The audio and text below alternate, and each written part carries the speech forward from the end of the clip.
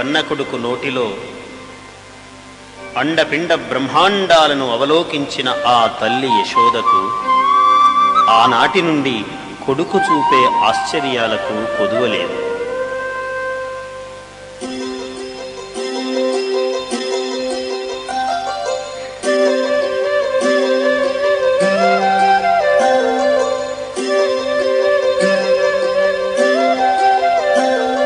ప్రసన్న పింఛమాలికా ప్రభా విభాసితాంగుడున్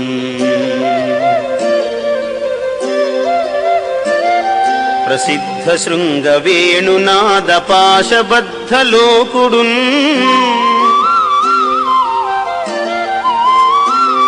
ప్రసన్న గోప బాలగీత బాహువీర్యుడయ్యు ఉల్లసించి ఏగె గోపకుల్ సెలంగి చూడమందకున్.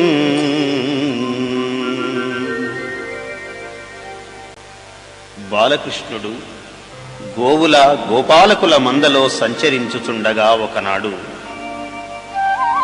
కాళింది మడుగులో కాళియుడు అను పేరుగల ఒక క్రూర ఘోర సర్పము ఆ పరిసరాల చెరించే పల్లీయులైన గొల్లలకు భయంకరమై ఉండుటను విని బాలకృష్ణుడు దాని మదము అణంపంగనించి ఆ మడుగు ఒడ్డున ఉన్న ఒక్క చెట్టునెక్కి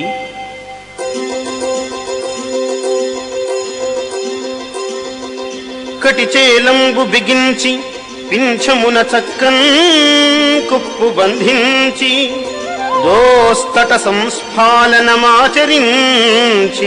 చరణద్వంద్వంబు కీలించి తత్కుట శాఖాగ్రము మీద నుండి యురికన్ గోపాల సింహంబు దిక్తటముల్ మ్రోయ హ్రదంబులో గుభగుభధ్వానంబు అనూదించే.